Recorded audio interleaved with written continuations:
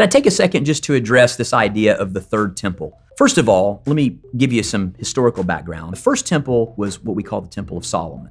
That was destroyed when the Babylonians destroyed it. You can read about it in the Old Testament. The book of Lamentations is actually about that whole destruction of the temple, because Jeremiah can't believe the temple has been destroyed. Then the prophets talk about the rebuilding of the temple.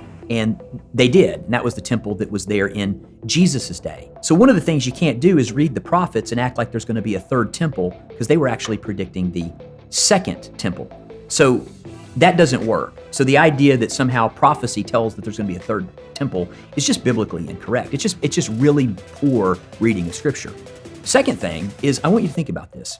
If Jesus, as Hebrews 10 says, that he is the final sacrifice, in other words, all the sacrifices of the temple could never take away sin, the fact that you think that God would rebuild a third temple so that they could offer sacrifices again would be the biggest insult to the death and resurrection of Jesus that's possible. So please stop talking about the third temple.